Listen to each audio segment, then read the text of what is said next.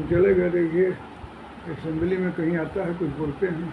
इस समय एक पूर्वांचल में चर्चा चली है, इस संदर्भ में एक स्वस्थ और आध्यात्मिक पर शब्दों से लबरेज उत्तर पाने के लिए पूर्वांचल के एक वरिष्ठ भारतीय जनता पार्टी के नेता जो विधायक का चुनाव भी जवानिया विधानसभा से 2012 में लड़ चुके हैं, ते हम जानने के लिए आज GR न्यूज़ की टीम आई है कि बासडी भाजपा विधायक केतकी सिंह ने अभी जो एक चर्चा उनकी चल रही है कि गाजीपुर जनपद का नाम जो है वो परशुराम या ऋषि गौतम के पिता के नाम पर रखा जाए।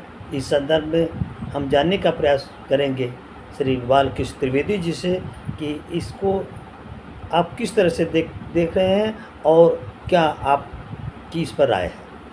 श्री बालकृष्ण त्रिवेदी जी। पारिवारिक पृष्ठभूमियाँ थोड़ा कह देना चाहिए, थोड़ा पारिवारिक पृष्ठभूमियाँ कह देना। हाँ बालकृष्ण त्रिवेदी जी। कल मैंने भी पढ़ा ये चर्चा का विषय कि माननीय केतकी जी विधायक बांसडीह बलिया, उन्होंने कहा कि गाजीपुर का नाम 2 महर्षियों के नाम पर रखना चाहिए। मैं उनकी बातों से एकदम उनके समर्थन में हूँ, और कुछ भी हो ऐतिहासिक नाम होना चाहिए। गाजी का नाम तो यहाँ उसका इतिहास ही नहीं है, ये तो मुग़ल काल की एक उपज है जो गाजीपुर इसका नाम हो गया। यह भगवान परशुराम के पिता की बात उन्होंने कहा तो जमदग्नि जी स्वयं में ही सप्तऋषि मंडल के एक प्रमुख ऋषि एक सम्मानित महर्षि हैं। और ये सप्त ऋषि मंडल जो है, क्योंकि मैं वैदिक परिवार से हूँ, यह वेदों में उपनिषदों में उद्घृत है कि सप्त ऋषि मंडल जब विश्व में कहीं पर भी ब्रह्मांड में कोई संकट आता था, राक्षसों से आता, ताइयों से, तब ये सप्त ऋषि मंडल ही भगवान शंकर के नेतृत्व में बैठकर निर्णय लेता था। तो गाजीपुर में जामानिया इनकी तपोभूमि है, तो निश्चित रूप से मैं चाहूँगा, मैं किसी के विरोध की बात नहीं कहूँगा कि राजा गाधी की बात या का नाम हो न हो, गौतम जी का हो।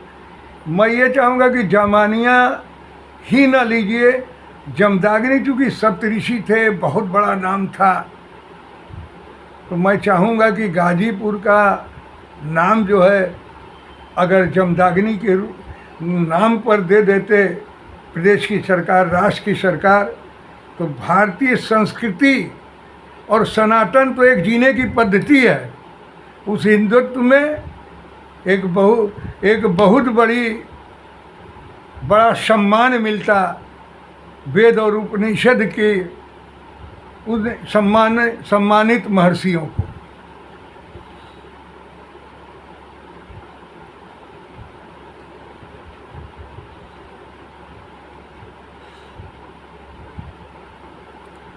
तो तिवारी जी, त्रिवेदी जी, अभी आप बोल रहे थे, तो ये सनातन का तो अर्थ शाश्वत है, जिसका न कोई प्रारंभ है न कोई अंत है।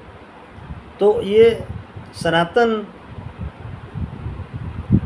के रूप में ऋषि जगदम्नि को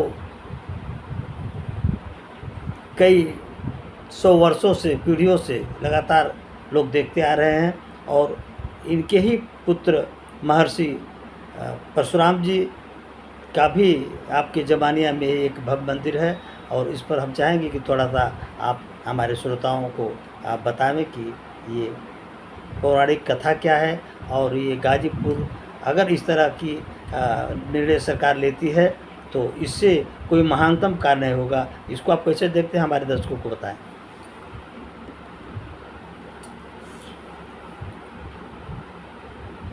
परशुराम, महर्षि परशुराम या भगवान परशुराम कहें महर्षि पुत्र थे तो मैंने महर्षि कहा, लेकिन भगवान परशुराम की यह जन्मभूमि है। और वह मंदिर आज भी हरपुर में वो मंदिर है।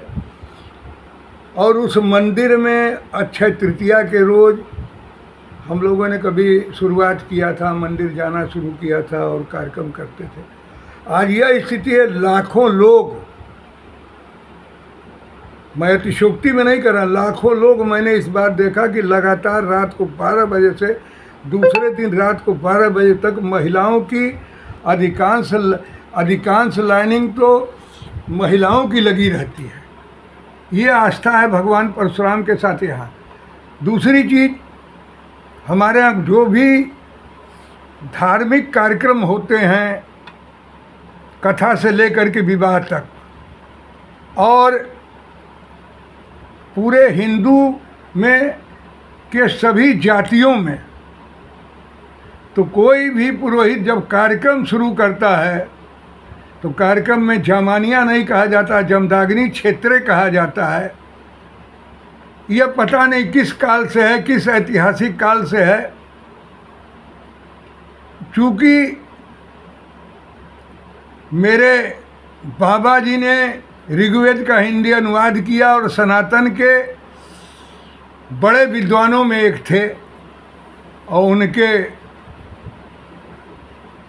उनके द्वारा मैं बचपन से इन बातों को सुनता रहा, जानता रहा। जैसे एक आगे पढ़ता है महुजी में भी नदी के ठीक किनारे मंदिर, शंकर के पिंड की स्थापना, मंदिर की स्थापना भी महर्षियों के द्वारा है, ऐतिहासिक चीज़ है। और यहाँ गंगा जी का जामानिया में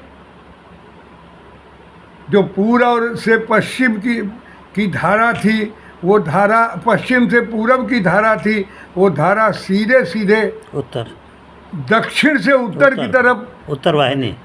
तो लोगों ने यहाँ ये बातें प्रचलित है कि बृहद्रथ के समय में, राजा बृहद्रथ के समय में जब उन्होंने धारा को मोड़ने का प्रयास किया और ऋषि के आश्रम में पानी चला गया, तो अपने महर्षि जमदग्नि के तप को भंग होते हुए देख करके भगवान परशुराम को बृहद्रथ से युद्ध करना पड़ा और उसे उन्होंने पराजित किया।